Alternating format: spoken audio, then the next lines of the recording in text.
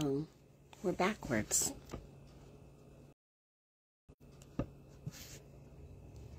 Hey, good morning. Good morning. We're in the house again today. I promised I would do my very best to not be outside in the dark, and it looks like it's late, so I think next week we'll be back outside. Good morning. It's so good to see you. I'm Jackie Glass, Mama, Navy Vet, Certified Doer, your laced-up legislator in the 89th District of the House of Delegates. I hope that you guys are doing well. I really do. We have a dog. Hold on a second, guys. This is life, right? We're all living. I'm so grateful that we take our times together to get up, to learn a little bit more, to do a little bit more. I'm gonna leave this door cracked because y'all know how it goes. Dogs are like children. They want to play the in and out game. Grand Rising.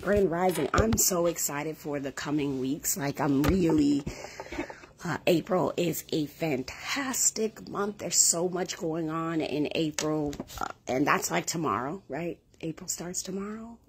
Yeah, April. I think April starts. Today's the 31st. Wow, days are passing. So next month, 2 major celebrations for the month of April, or awareness, at least for me. And if you know of any other awareness months for April, please let me know. For me, I recognize April as the month of the military child, and I'm really looking forward to possibly doing some work for military children in the area. And it's also Sexual Assault Awareness Month, so purple and teal will be my colors. Purple up for the military child, and that's because when we put all the colors together, the flag, we get purple. And then Sexual Assault Awareness Month, teal. So are there any awareness months, anything that you're celebrating in April, any events that you have, you may want to drop into the chat for folks to see as we watch these sort of things. Next week on Monday, I will be back in Richmond. We will do what is called a special session for your FYI, right? This is what I know thus far. And I'll just tell you like how it is probably one of the more confusing parts of this process. Good morning, Janice. It is one of the most confusing parts of this process. So we had been waiting since we left Richmond on March 12th, waiting to find out, like, when are we going to go back, because we didn't finish, all the business, not all the business that happens, that needed to happen. Now, if we had let's just say if we had finished everything on March 12th, we still would have had to gone back to Richmond on April 27th, because there's a time frame up until April 11th. The governor looks at all the work that the Senate and the House did, and he makes his vetoes, and he, what else does he do? He makes amendments, like changes and things to all the bills and things that have come through, and then we come back at the end of April, which is April the 27th, for what's called reconvene. We were just reconvening to do our part in the democratic process, in the legislative process, for what he said about our bills. Now, we're still going to have to do that, but before we do that, because we have unfinished business, we had to wait for the governor to say, hey, y'all can, I'm signing saying that y'all can reconvene to get your homework done. It's like your teacher giving you an extension on your assignment. only you got to go all the way up, or wherever these people, we all have to descend on to Richmond in order to finish our homework. So we've been waiting to find out how many days are we going to be there. That's really I'll tell you, that caused me a little bit of, a little bit of frustration, because you trying to plan your life. Some of us, some parts of the states got spring break next week. Some of us just, we got everyday lives. So here's what I know. Probably going to go up to Richmond on Monday, going to buzz in and say, yes, I agree with the proclamation to reconvene, and then come back home on Monday until we get called back up there to vote on all this stuff. That allows the people that are still working on their bills, right? The folks that are still working on the budget, they're in those conference committees. I think you guys remember me telling you about the conference committees, and I'll explain it a little bit. And so when the Senate and the House don't agree on a bill, right? When they can't, because, again, this is about checks and balances. When they don't agree on a bill or information in a bill, that bill then goes into what's called a conference where they figure out what they want and then we approve it. So remember, we said this, when stuff becomes law, when we codify things and bring things into law, it takes a long journey. It truly does. So Monday we'll be in Richmond. Don't know anything other than that. I could be in Richmond for 5 days. I could be in Richmond for 5 hours. We just don't know. I thought you should know that. However, this office is in the business of always being available to you. And so I thought this might be a good time to sort of explain what the best ways are to sort of get a hold of us, right? I get a lot of text messages. Some of you guys have my personal cell because we go way back since whenever, since I got here. Some of you have my business line. Some of you have my email, my personal email, or my campaign email. Here is the best way. If you have like an official request, let's say you're like, hey, Jackie, I want you to attend my event as the delegate. If you want me to do anything, if there's anything, any need, any question, any comment regarding the delegate stuff, always, always, always email the Del J Glass at house.virginia.gov. Great morning. So beautiful to have all you guys here this morning. Good morning, Vicki. But that's the best account, right? So this is for me to make sure that I'm responding back to you. What I would hate to see happen is you send something to my personal email, which gets some love, but it doesn't necessarily get as much love as the delegate account. We have 2 or 3 people that manages that account, that's looking at things that are coming in and out of that account. So like, that's why I need you to make sure that if you need something from your delegate, right, from me, email that account. We do have an office line, and I'll make sure we'll get we just got an office line because we're responsible for setting that up. So the state automatically gives us a 804 number, a Richmond number, but we have to establish our district office, and that's what we've been doing over the past several weeks, is getting the district office together. So now we have a district office phone number, which is 757, ready, 472 1293. And I'm going to post this again. I'm going to post this on the site. Good morning, Conrad. Always good to see you. 757-472-1293. Right? That's so email the delegate account, call the office number if you need anything. Because if I don't, my personal cell, like I'm doing better with managing it, what's probably going to happen is I'm going to have to change my number because it's so inundated and things like that. But that's just the nature of the beast. This is what we signed up to do. We're just trying to prepare ourselves so that we can do it in the best possible way for you all. And that is the best way to communicate. If you see me in the streets, holler at your girl. Like, that's not a thing. You can tweet. That's okay. But if it's something official, a need, please communicate through those 2 channels. If you see something on the website, or you would love to see something like that too, those are all you don't just have to email us for a need. You can email us to update us on information. I love what I love the most is sometimes we get constituents that will send us articles, right? Hey, I don't know what your life is like, but please take a look at this Delegate Glass if you haven't seen it. I don't see all the things, right? And for perspective, this is my part-time job, but I'm trying to do it full-time. I'm trying to make it work full-time so that we can do this in the best way possible. Like, I'm committed. We are committed. However, I got 2 eyes, and then I have two paid staff member. Actually, 1 paid staff member from the state and another paid staff member from campaign funds, just to make sure that we're able to do the things that we do. Which is why, while I hate it in my guts, like, I cannot stand fundraising, this past session has taught me the reason why we have to fundraise in a way, because a lot of the things that we want to do, we have to supplement with our own campaign money. So yes, I have the person that I hired with the state, and then I have the person that I hired with campaign money to make sure that we do this and do it well for you. That's So if you donate it, you are paying for a staff member, and the state also, I got funds to pay for a intern. And if you're curious, right, like just for curiosity's sake, at the state level, I make it's like $16,000 or $17,000 a year, right? As the legislator. This is just an FYI for you guys so you know how it works. I get paid $16,000 or $17,000 a year to be your delegate. And then the state gives me like $63,000 to build out staff, right? Oh, Chioma for Petersburg. It is so beautiful to see people running for office. I wanted to shout that out before I lost it. Yeah.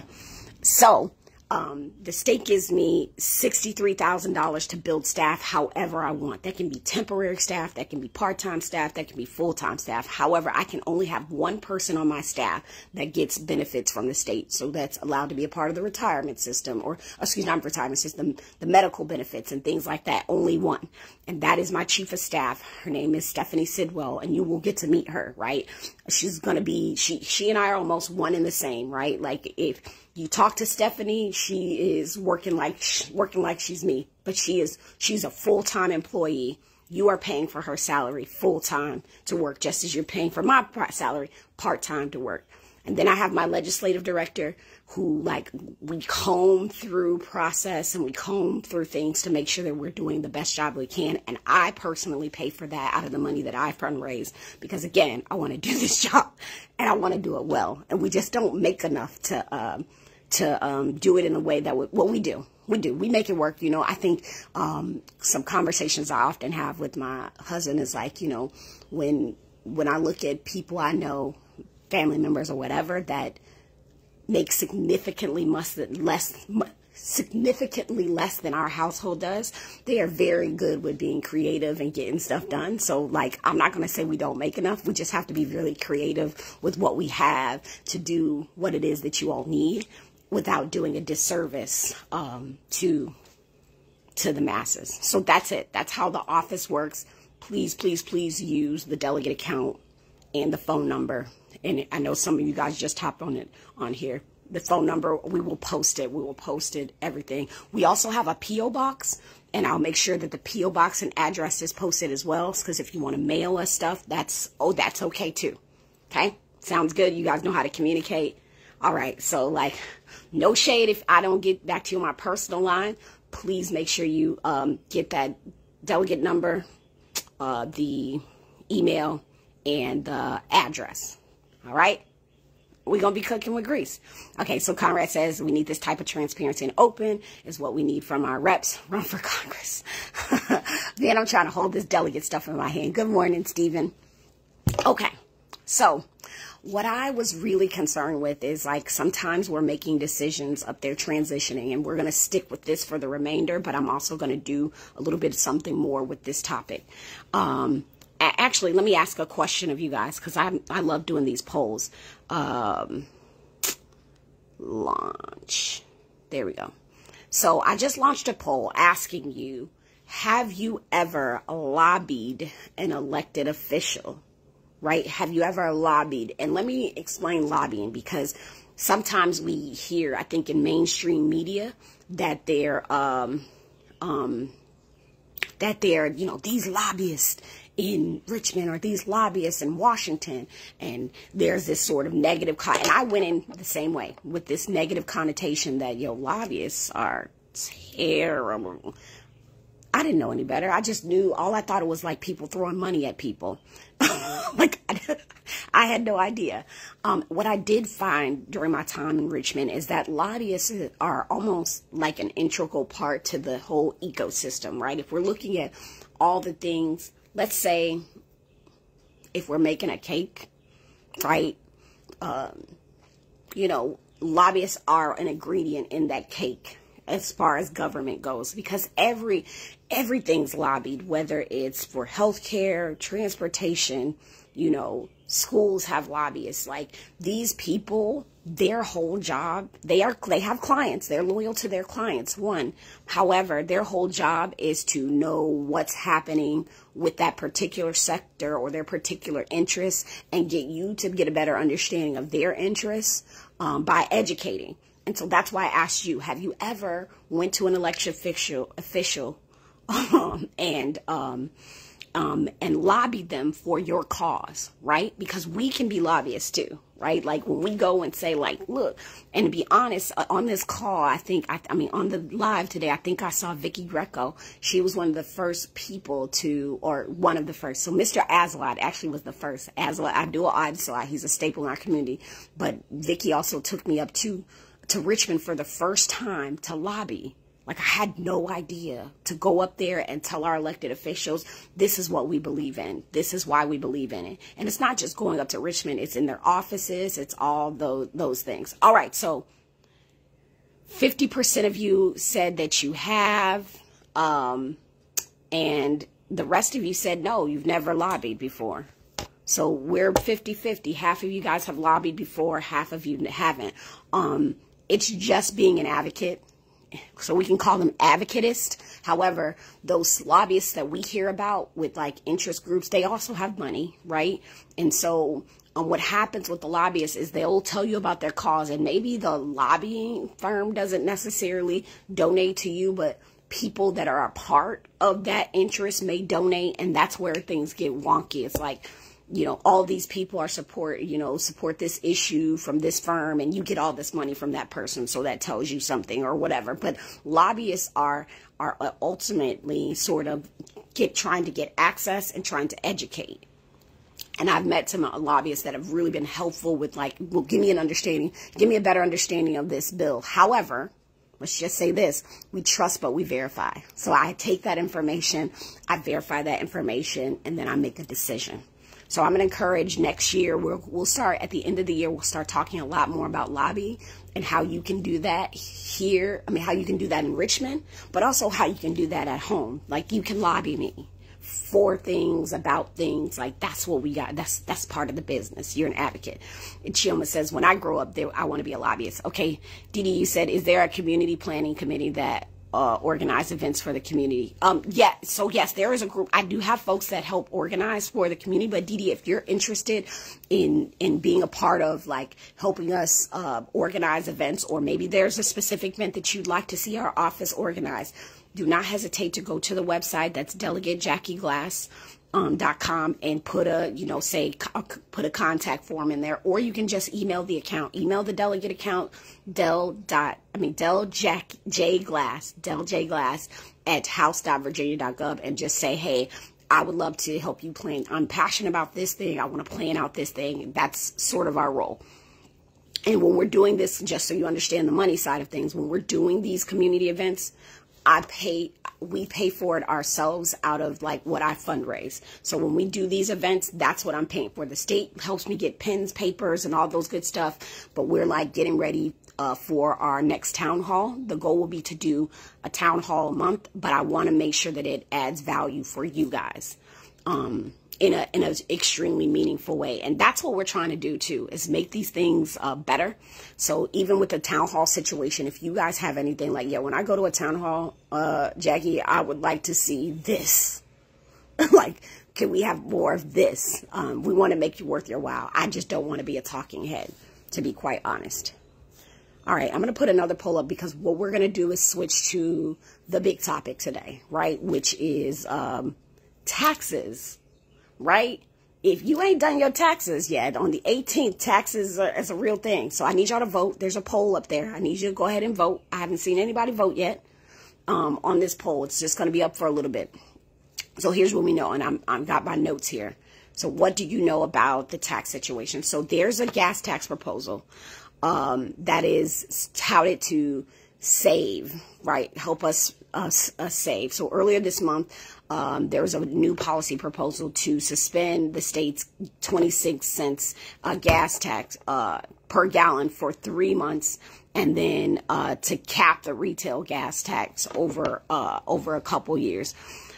And that tax, and it fell deaf on me understanding exactly what taxes paid for what, right? Like, what taxes actually paid for what sorts of things. Part of when we cut taxes, right, they have to, we didn't get any votes on this one. Let me relaunch it. Hold on. Yeah, I didn't. It looks like it didn't. Let me relaunch that poll. Let's see if you see it now. There we go. There we go. So hopefully it relaunched and you guys can see that poll. Just asking about the gas tax. So what happens is that, you know, when we talk about supporting families and we talk about people that are affected by the rising cost of whatever that is, tax changes are a part of that.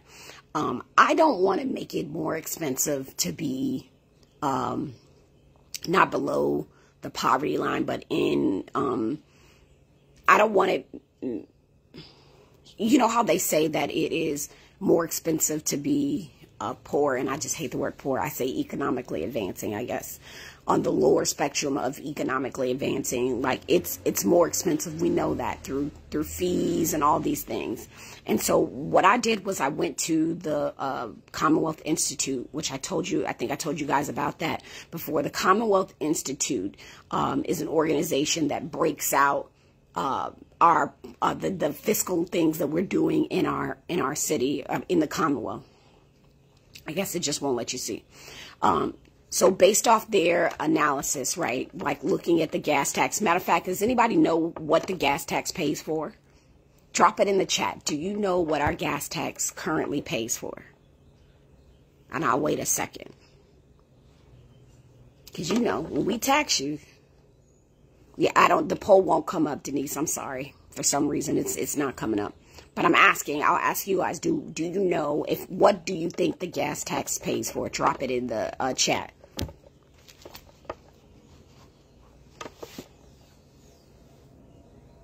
Okay, so Dorothy says roads, right? Roads. What else? What do we think it pays for? Because I believe we talked about transportation, Charlene. Yep. So I just want for perspective for all of us to understand that our taxes pay for stuff, right? So when we cut them, we still have to pay for stuff. Well, we may have to find new ways to pay for stuff. So roads, transportation, particularly maintenance, y'all, is what a majority of a large chunk of what that pays for. My question, especially when we're cutting taxes, is you know, what are we cutting? Who stands to benefit? And then how do we supplement that income? Especially when taxes, often that money goes to localities, and then we're going to just tell localities, which are cities, that, yeah, that tax gone, so y'all got to figure out how to make it work, right? And that trickles down. So we have to be hyper cognizant, hyper aware of how those taxes work, both when they, what happens at the state level, but what also happens at the local level. We got to be aware of that. So based on this new analysis about the taxation and economic policy, 30% of the projected savings from the new tax plan will likely go to oil producers rather than to people, the motorists in our city. It's not by much, but it's like split up in thirds. So the oil industry benefits about a third.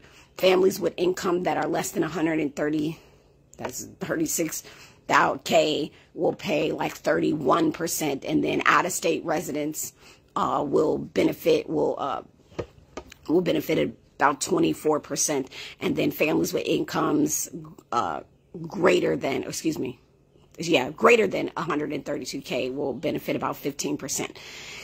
Now, if you guys know this, I think North Carolina has done this, right? They don't have a gas tax, but right at the borders, they make their gas prices extremely, extremely competitive, which means we go down there, right? Out-of-state people come in, get gas, and they benefit from us buying gas from them.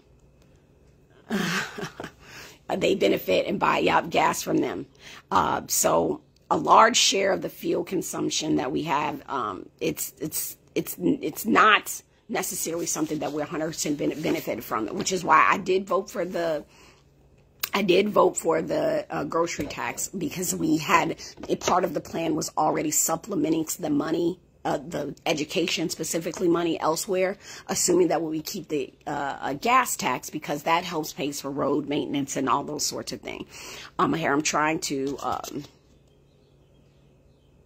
make sure that I put it all out. There was a JLARC study, which we study a lot of stuff. Unfortunately, sometimes when we study all this stuff, we don't necessarily listen to the studies, and that is not helpful. So what we do know is there is a lot of conversations around what it looks like to strengthen our state's economic situation. The earned income tax credit is one that really helps working families. So those sort of one-time rebates that go into their pockets.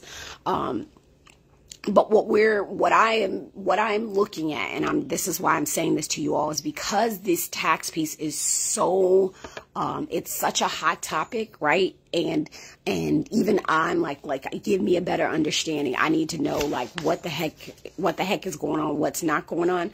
What I'd love to do, if the masses are interested, I'd love to this month do a whole tax talk where we can talk about how taxes work in the Commonwealth. What these tax cuts will actually be doing when we see them, and what that means for you. And if you are interested in that, please tell me. I don't want to put on programming that everybody's like, nah, Jack, that's not the business. But really getting a better understanding of what these sorts of things mean for you is the super important part.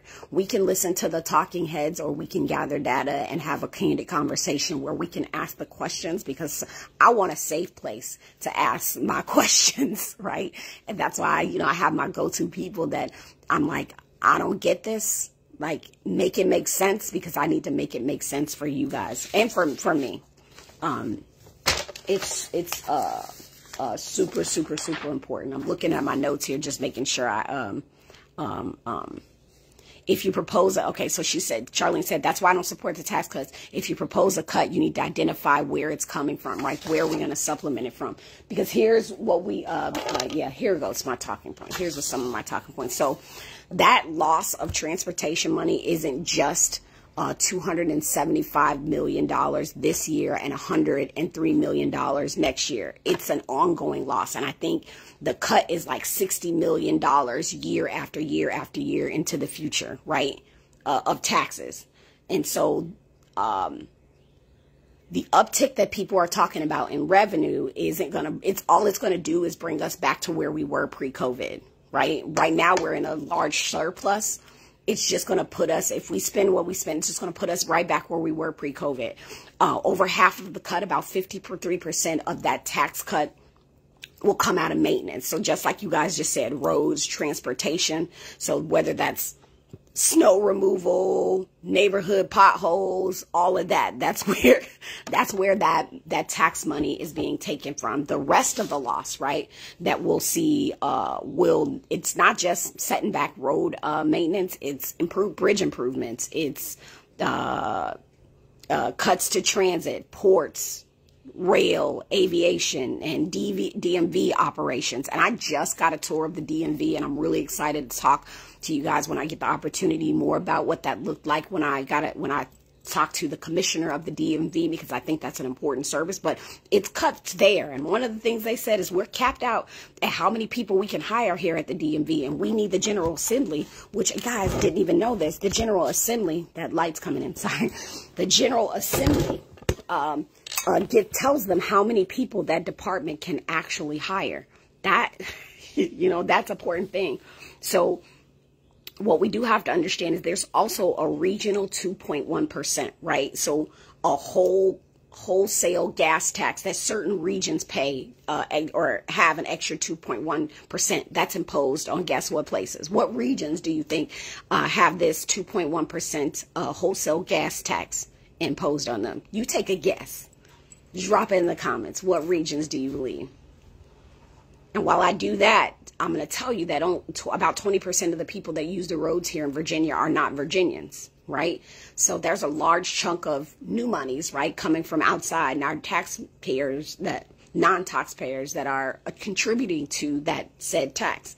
And like I said earlier, North Carolina has much higher gas taxes, like they're higher, and we subsidize them because of our congestion that we have here. Excuse me, because if they make their folks pay less and Virginia retailers pay more in order to keep their prices competitive. So what corridors do you guys think have this 2.1% sales tax, a wholesale gas tax imposed on them? Drop it in the comments. Oh, yeah, there it is. I didn't see anything. I'm just going to tell you. So Northern Virginia has that 2.1%, and so does Virginia, right? Like those two places. And so when we look at infrastructure, right, if I know, if I'm just as a civic league president, here are the two main things I hear all the time, even when we're talking with other communities, are roads and speeding, trucks on roads they're not supposed to be on, and then litter. Right? Everything revolves around the roads that we drive on, and then and litter and trash. So, infrastructure being cut, it's a major factor in being ranked one of the best states to do business, right?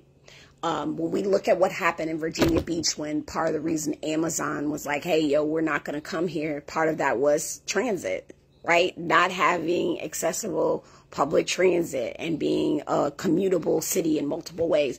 And so if we want to be a city, or if we want to be a state where people want to do business, we got to figure out our congestion. There is no telling how and where you may be backed up in Hampton Roads. I had no idea.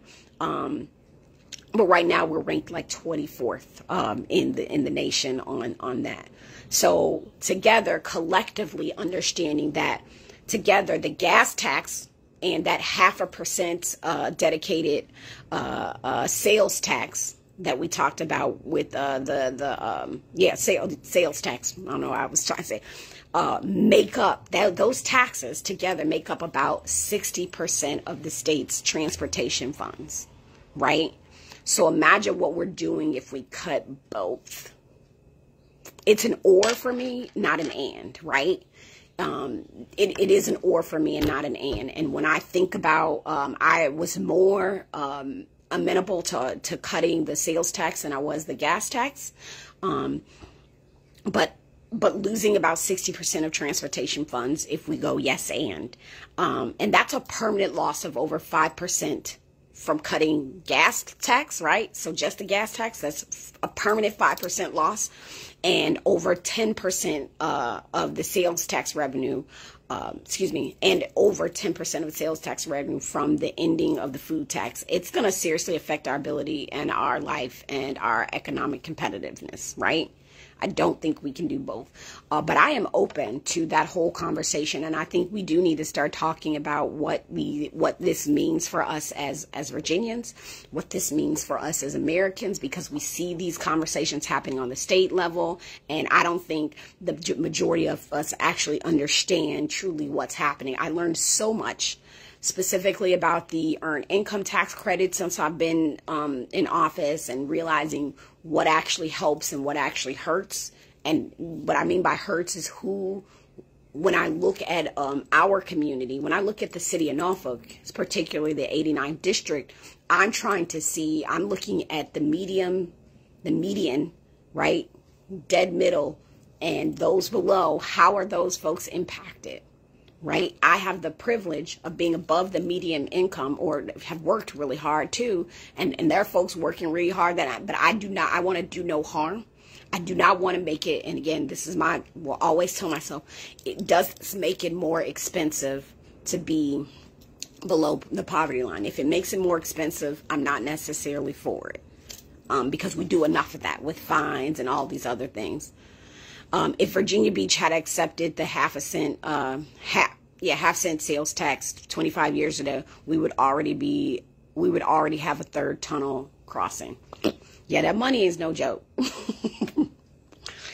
And I want to make a shout out because the tax cutting notes that I got came from Delegate Watts, Miss Vivian Watts.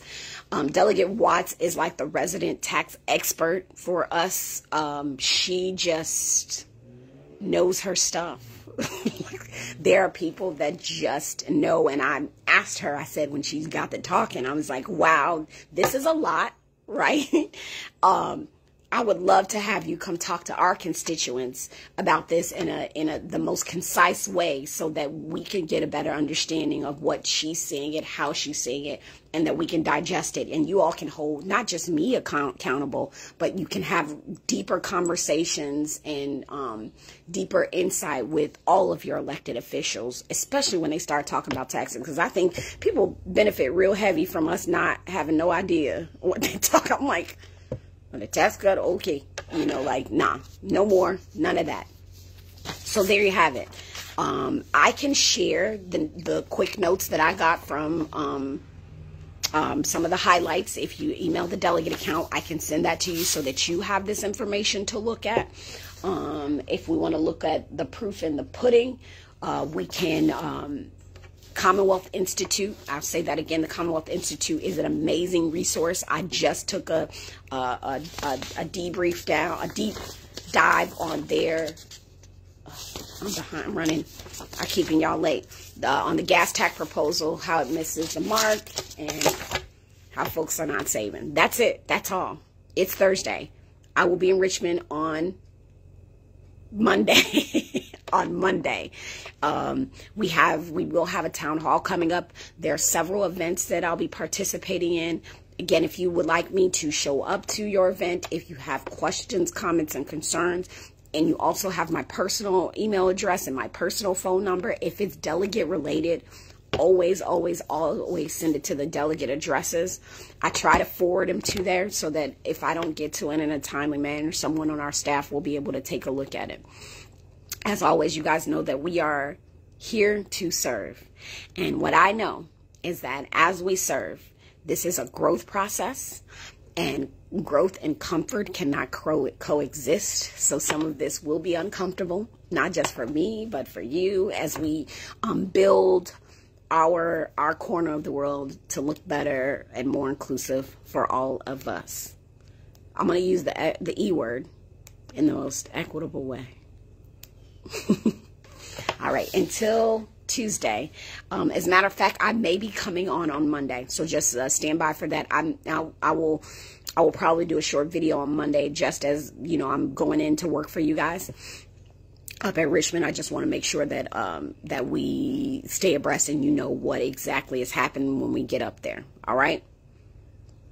You guys make it a great day. I'm so blessed to have you here. I mean it. It's stinking amazing. So until next time, I'm Jackie Glass, or Jackie Hope Glass, whatever you prefer. Mama, Navy vet, certified doer just like you, getting up, doing stuff you go do today, and your laced up legislator. And I hope you guys make it a great day. You too, Charlene. Be blessed. Take care.